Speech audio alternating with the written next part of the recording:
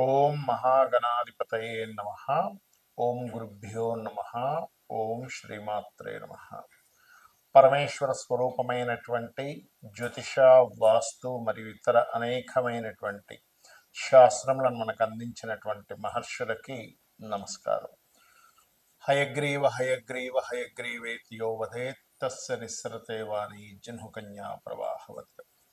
అరుణాం కరుణాతరంగితాక్షీం ధృతపాశాంకుశపుష్పబాణచాపాం అనిమాదిభిరావృతాం మయూఖైః అహమిత్యేవ విభావయే భవానీ. శ్రీమాత్రే నమః. ప్రేక్షకులకి ఆ లలితాంబిక అమ్మవారి యొక్క అనుగ్రహం పరిపూర్ణంగా కలగాలని మనస్ఫూర్తిగా కోరుకుంటూ, మనకి రాబోయే కొత్త సంవత్సరంలో ప్రతి లగ్నము వారు, లగ్నం తెలియని వారు, రాశివారు ముఖ్యంగా ఈ 5 విషయాలు గనక మీరు పాటించగలిగితే మీకు ఎన్ని లాభాలు ఉంటాయి అంటే, మనందరికీ కావాల్సిన మేజర్గా ఏవైతే ప్రాబ్లం పడకుండా ఉంటామో ఆ లాభాలన్నీ ఉంటాయి. ఏమిటవి? ఒకటి, అందరికీ కావాల్సింది ఏంటంటే డబ్బులు. అప్పు ఉండకుండా ఉండాలి, అప్పు తీరిపోవాలి, కాస్త ఫైనాన్షియల్గా గ్రోత్ ఉండాలి కదా. అదేవిధంగా ఉద్యోగంలో, వ్యాపారంలో ఎటువంటి సమస్యలు రాకూడదు, అనారోగ్య బారిన పడకూడదు. ఇక మిగతావన్నీ కూడా చిన్న చిన్నగా మనకి చూడండి, ఇప్పుడు వివాహం అవ్వాలనో, ఇల్లు కట్టుకోవాలనో, ఇవన్నీ తర్వాత తర్వాత వస్తాయి. కానీ ఈ యొక్క విషయాల్లో మీకు బాగుండాలి అంటే అసలు మనం మేజర్ ప్లానెట్స్నే ఎప్పుడు కూడా సంవత్సర ఫలితాల్లో తీసుకుంటాం. ఈ మేజర్ ప్లానెట్స్ కానివ్వండి, మీకుండేటువంటి సహజంగా ఫలానా లగ్నంలో ఒక జీవుడు జన్మించాడు అంటే పర్టికులర్గా ఆ జాతకుడు, అమ్మాయి కావచ్చు అబ్బాయి కావచ్చు, ఏ పరిహారం, ఏ దేవతను ఆరాధిస్తే బాగుంటుంది, ఈ సంవత్సరంలో మీరు ఏ దేవతను ఆరాధించాలి, ఎటువంటి పదార్థాలను గోవుకు తినిపించాలి, ఏ గ్రహం దగ్గర దీపారాధన చేయాలి అనేటువంటి విషయాలను ఒక్కొక్కటిగా చెప్పుకుందాం. ఈ యొక్క విషయాలు చెప్తుంది నేనైనప్పటికీ కూడా చెప్పిస్తుంది సాక్షాత్ లలిత అమ్మవారిగా భావిస్తూ తెలుసుకుందాం. కన్యా లగ్నము, కన్యా రాశి. ఇంతకాలము మీకు కేతు ఎప్పుడైతే లగ్నంలో ఉన్నాడో జూన్ వరకు కూడా లగ్నంలోనే ఉంటాడు. ఇది కొంచెం వైరాగ్యాన్ని, ఇంట్రెస్ట్ లేనటువంటి విషయాల్ని ఇస్తూ ఉంటుంది, ఎంత మేనేజింగ్ స్కిల్స్ ఉన్నా కూడా.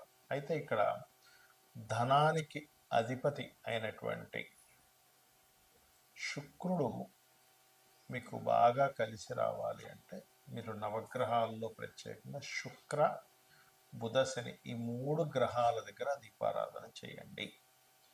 అప్పుడు ఏమవుతుందంటే కన్యాలగ్నం వారికి పూర్వజన్మ కర్మకారకుడు శని అవుతాడు.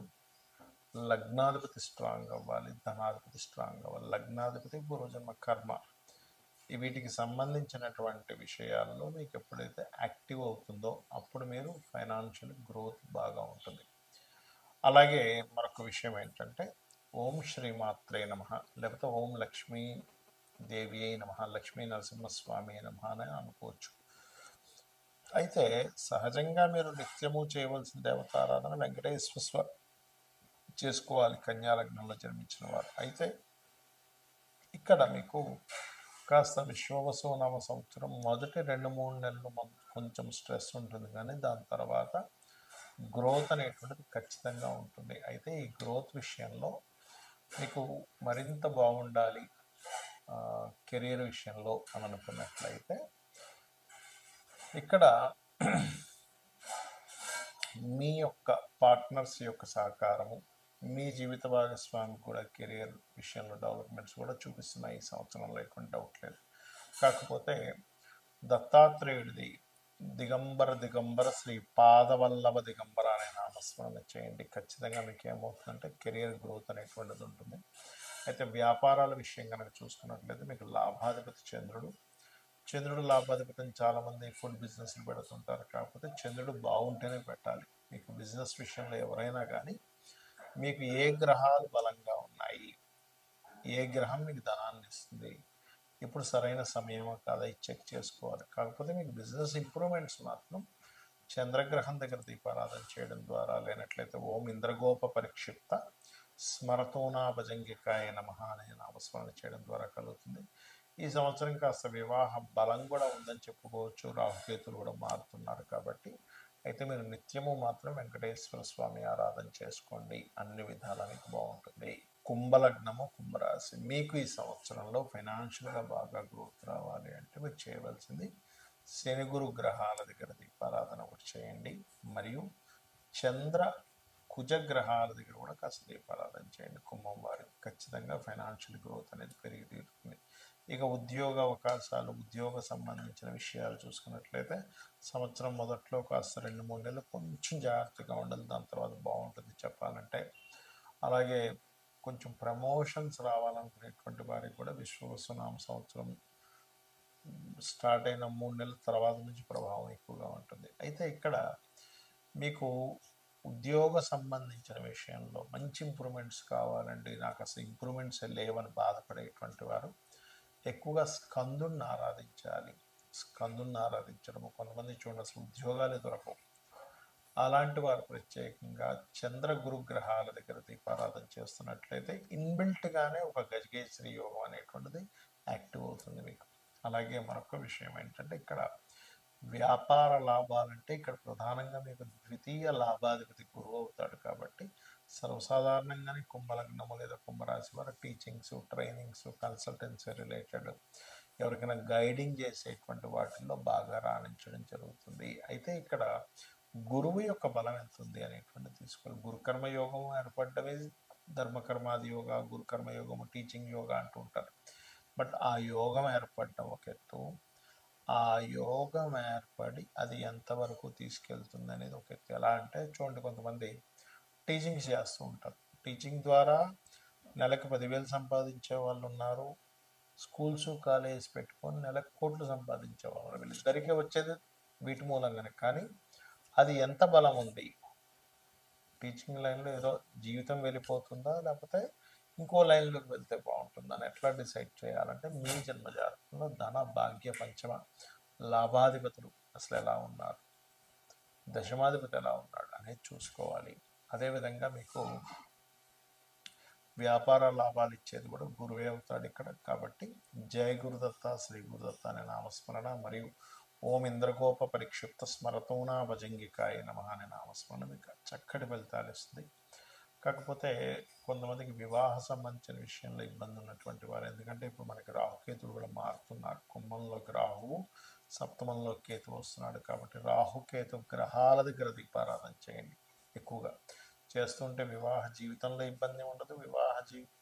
వివాహం కోసం చేసే ప్రయత్నాలు కూడా సక్సెస్ అవ్వడం జరుగుతుంది. కుంభలగ్నము, కుంభరాశి. మీకు ఈ సంవత్సరంలో ఫైనాన్షియల్గా బాగా గ్రోత్ రావాలి అంటే మీరు చేయవలసింది శని గురు గ్రహాల దగ్గర దీపారాధన ఒకటి చేయండి. మరియు చంద్ర కుజ గ్రహాల దగ్గర కూడా కాస్త దీపారాధన చేయండి. కుంభం వారికి ఖచ్చితంగా ఫైనాన్షియల్ గ్రోత్ అనేది పెరిగి తీరుతుంది. ఇక ఉద్యోగ అవకాశాలు, ఉద్యోగ సంబంధించిన విషయాలు చూసుకున్నట్లయితే సంవత్సరం మొదట్లో కాస్త 2-3 నెలలు కొంచెం జాగ్రత్తగా ఉండాలి. దాని తర్వాత బాగుంటుంది చెప్పాలంటే.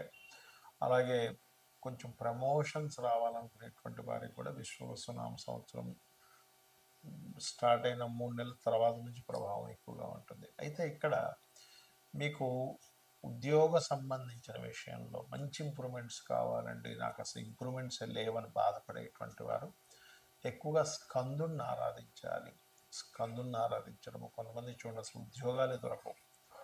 అలాంటి వారు ప్రత్యేకంగా చంద్ర గురు గ్రహాల దగ్గర దీపారాధన చేస్తున్నట్లయితే ఇన్బిల్ట్గానే ఒక గజకేసరి యోగం అనేటువంటిది యాక్టివ్ అవుతుంది మీకు. అలాగే మరొక విషయం ఏంటంటే ఇక్కడ వ్యాపార లాభాలంటే ఇక్కడ ప్రధానంగా మీకు ద్వితీయ లాభాధిపతి గురువు అవుతాడు కాబట్టి సర్వసాధారణంగానే కుంభలగ్నము లేదా కుంభరాశి వారు టీచింగ్స్, ట్రైనింగ్స్, కన్సల్టెన్సీ రిలేటెడ్ ఎవరికైనా గైడింగ్ చేసేటువంటి వాటిల్లో బాగా రాణించడం జరుగుతుంది. అయితే ఇక్కడ గురువు యొక్క బలం ఎంత ఉంది అనేటువంటి తీసుకోవాలి. గురుకర్మ యోగం ఏర్పడ్డమే ధర్మకర్మాది యోగా, గురుకర్మ యోగము, టీచింగ్ యోగా అంటూ ఉంటారు. బట్ ఆ యోగం ఏర్పడటం ఒక ఎత్తు, ఆ యోగం ఏర్పడి అది ఎంతవరకు తీసుకెళ్తుంది అనేది ఒక ఎత్తు. ఎలా అంటే చూడండి, కొంతమంది టీచింగ్స్ చేస్తూ ఉంటారు. టీచింగ్ ద్వారా నెలకు 10,000 సంపాదించే వాళ్ళు ఉన్నారు. స్కూల్స్, కాలేజెస్ పెట్టుకొని నెలకు కోట్లు సంపాదించే వాళ్ళు. వీళ్ళిద్దరికీ వచ్చేది వీటి మూలంగానే. కానీ అది ఎంత బలం ఉంది, టీచింగ్ లైన్లో ఏదో జీవితం వెళ్ళిపోతుందా, లేకపోతే ఇంకో లైన్లోకి వెళ్తే బాగుంటుందని ఎట్లా డిసైడ్ చేయాలంటే మీ జన్మజాతకంలో ధన భాగ్య పంచమ లాభాధిపతులు అసలు ఎలా ఉన్నారు, దశమాధిపతి ఎలా ఉన్నాడు అనేది చూసుకోవాలి. అదేవిధంగా మీకు వ్యాపార లాభాలు ఇచ్చేది కూడా గురువే అవుతాడు ఇక్కడ. కాబట్టి జయ గురుదత్త, శ్రీ గురుదత్త అనే నామస్మరణ మరియు ఓం ఇంద్రగోప పరిక్షిప్త స్మరతోనా భజంగికాయ నమ అనే నామస్మరణ మీకు చక్కటి ఫలితాలు ఇస్తుంది. కాకపోతే కొంతమందికి వివాహ సంబంధించిన విషయంలో ఇబ్బంది ఉన్నటువంటి వారు, ఎందుకంటే ఇప్పుడు మనకి రాహుకేతులు కూడా మారుతున్నారు. కుంభంలోకి రాహువు, సప్తమంలో కేతు వస్తున్నాడు. కాబట్టి రాహుకేతు గ్రహాల దగ్గర దీపారాధన చేయండి. ఎక్కువగా చేస్తుంటే వివాహ జీవితంలో ఇబ్బంది ఉండదు. వివాహం కోసం చేసే ప్రయత్నాలు కూడా సక్సెస్ అవ్వడం జరుగుతుంది.